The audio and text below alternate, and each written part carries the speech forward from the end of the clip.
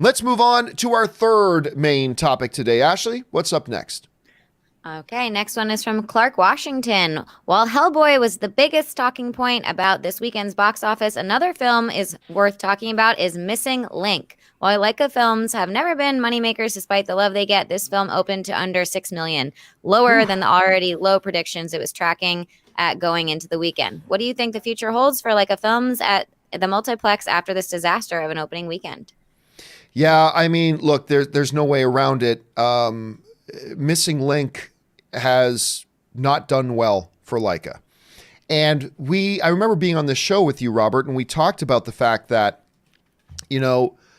I just wasn't feeling it. And I love Laika movies, but there was something about Missing Link, even though I heard it's quite good, it just wasn't appealing. There was nothing about its marketing that made me go, wow, I got to go see this, And I mentioned on the show, I was very worried about how this film was going to perform. And how did it perform? Pretty much as badly as we worried. And now look, let's look at it this way, though. The Laika films have never been box office juggernauts. They've all been very well received, very good movies, but they've never done exceptionally well either on opening weekend or in their grand totals. As a matter of fact, even a couple of their best films lost money. Like you got Kubo and the Two Strings, critically the most well-received movie they've ever done, 97%, but it only opened to $12 million. And at the end of the day, it only made 70. And I think it cost them around 60 million to make. This is a movie that cost them a lot of money and hurt the company. Then we had Boxtrolls. Frankly, the lowest critically rated one, honestly, is my favorite Laika movie. I love Boxtrolls. 76% Rotten Tomatoes. $17 million opening. Oddly enough, the biggest opening weekend for any of their films. Made $109 million. Paranorman, 88%. Another well-received film. 14 million opening weekend. 107 million grand total worldwide. Coraline, 90% on Rotten Tomatoes. A $16 million opening with their biggest box office haul. $124 million worldwide box office. Which leads us into The Missing Link. Again, another very well-received movie at 89%, but it makes almost just a third of what a lot of them, half of what some of them do. Missing Link makes just a hair under $6 million at the box office. And obviously, that's going to mean that its grand total is not going to be all that great at the end of the day. The real unfortunate thing here is that you've got a company that puts out quality movies. Quality, original movies. And Laika is another one of those companies that whenever I hear these people cry, Hollywood doesn't make original films anymore. Yes, they do. You just don't go support them. Laika's a great example of that. They put out great, wonderful, fun, imaginative, original films, and people just simply don't go out to support them. Now, granted, Missing Link, I didn't support Missing Link either because nothing about it looked intriguing to me. Rob, the big worry here is Laika is a small company. They're not a big juggernaut like a Disney or a Universal or a Paramount. They're a small company. And when a small company, like Disney can take a $20 million loss on a movie and go, okay, brush it off and move on. They don't like it. It hurts. Some people might lose jobs, but they brush it off and then move on. For a company like Laika that's as small as it is, taking a $10, $20, $30 million bath can be crippling. Now, I haven't heard anything about Laika's now in danger. I haven't heard any of that. But when you look at a company that size and the type of money they're going to lose on this, aren't we correct to be a little bit worried for them? How do you see this? Or am I overreacting to it? What do you think? I kind of have a different take on this whole thing. Good. Kubo and the Two Strings won the Academy Award for Best Animated Film. Best Animated Film. Laika was a company that was founded by Travis Knight, who is the son of, I believe his name's Phil Knight, the founder of Nike. And then Travis went on to direct Bumblebee. Right. But this company is financed by Nike. And so what Phil Knight has done for his son was basically, here, set up this company, son. I want you to. Travis Knight was famously, he tried to be a rapper at one point in his early 20s. He tried a lot of things. And his father set him up. They created Laika Studios up there in Portland with Nike money. And they've really created, as you pointed out, great animated fare. And while they haven't been, say, done Pixar numbers, within just a few films, they ended up winning Best Picture at the Academy Awards. If there's ever any losses, first of all, this is a great way to launder money for a company like Nike.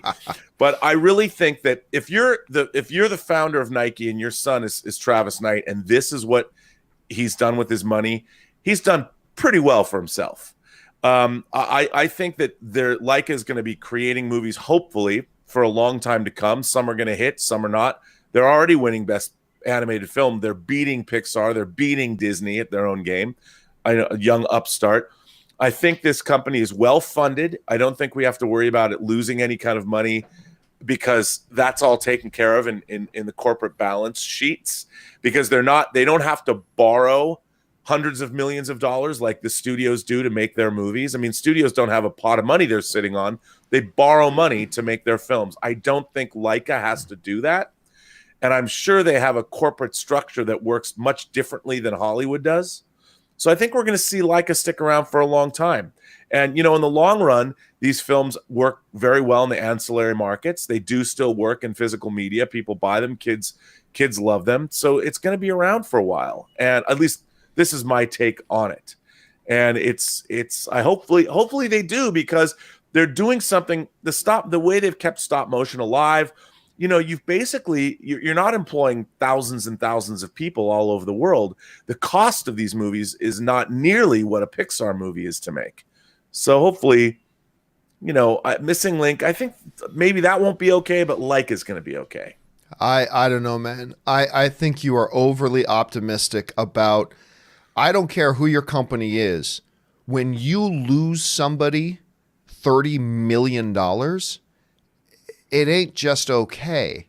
Even if it's daddy's $30 million. Because even at the end of the day, daddy's got to answer to a board of directors about where their money's going. I mean, you can't just keep, businesses are in business to make money. Of course. And if you're a thing that just constantly loses money, eventually they're going to pull the plug on that, and Travis might go back to rapping. Or, Travis can just go on now and focus on revitalizing revitalizing the Transformers industry, right? Maybe he can just go on and revitalize Transformers with the great job he did in Bumblebee. I really do think there is reason to worry. You never just get to lose. I remember once, I won't go into the details, but I borrowed like $200 from my dad once to do something with, and it ended up being a total waste. And it was a while before I got $200 from my dad again. Understandably so. So I don't know, you make a movie and it loses $25 million, and then you make another movie and it might be poised to lose $30 or $40 million. At some point, blood only goes so far. And you got to say, hey, this doesn't work for us business-wise. We're pouring money into it and we're getting nothing out. I'm worried about, I'll tell you what, I'm worried about Laika. And unfortunately, an Academy Award doesn't get it all the money in the world. So I'm worried. I'm in fear, Rob. Make me not fear, Rob. Say something right now that's going to make me not afraid. I do think that there's an issue of how this company is funded. And, corporations can always use a loss on the books.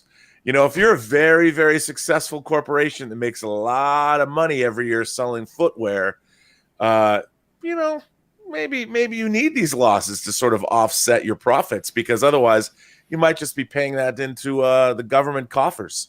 You know what I discovered, though? As a business owner, what I discovered? You make more money making money than the money you save on claiming losses.